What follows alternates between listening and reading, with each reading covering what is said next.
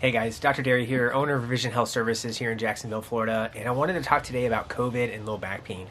And so we want to talk about like how low back pain can be related to COVID, how COVID can impact your low back pain, and maybe what you should be doing at home to protect yourself, and maybe some things to help you get moving and feel a little bit better to not only be more resistant of the disease, but also make sure your back pain doesn't get any worse. So hang with me, and here we go.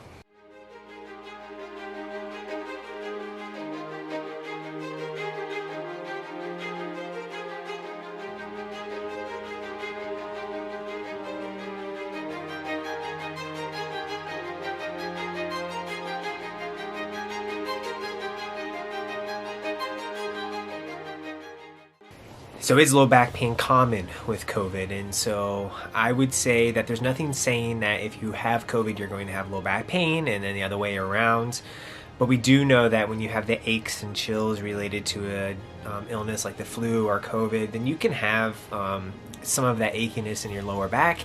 And then as well as when you're sitting at home and being home to protect yourself and your loved ones, well, then you may have an increase in discomfort when you're not moving quite as much. And we know that movement is important and that we need to move in order to feel better and allow our body to heal and just get some of that fluid going. And so that's why you normally feel better after you get moving.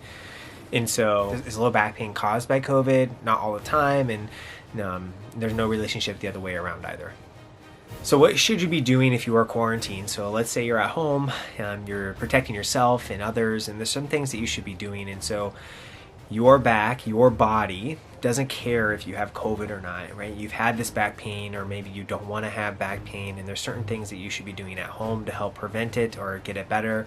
And I know having COVID or just being at home can be really inconvenient, but our health, it doesn't stop just because we're home. And so I would urge everyone to try to hit their activity minutes. And so hitting around that 150 minutes or so of activity, taking little activity breaks, whether that's doing some squatting or going for a walk. You really should try hitting that about 2 hours or so every week of moderate to high intensity exercise. And so you can base it off your heart rate, and you can go from there to just try to help protect yourself. And what I always tell people is when you're doing that stuff, you're building your defense. And so sometimes you can't prevent getting COVID or the symptoms related to, and sometimes you can build up that defense. And so what that defense is you're decreasing your chance of a hospitalization or ICU stay by having a level of activity minutes that you've been hitting. It's been shown to impact your potential of recovery as well. And so staying active is important, and I wish people would have been given some of that advice when they said, hey, stay at home. Well, just because you're staying at home doesn't mean your health stops. And I know a lot of people,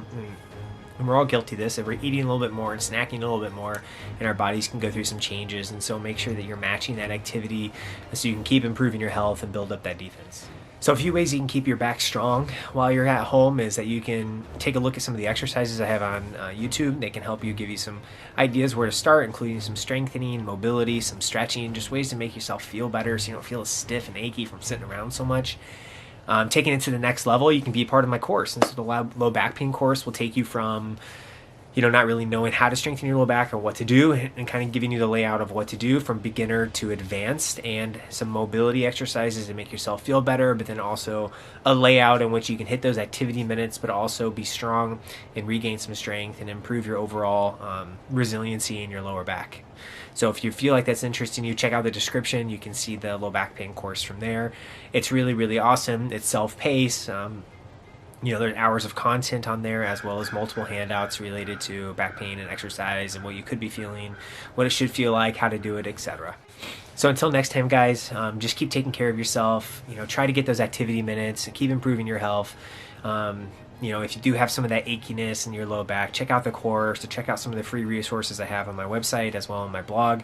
And if you're really interested or have any questions, just feel free to reach out to me. But until next time, stay healthy and keep moving, and take care of yourself.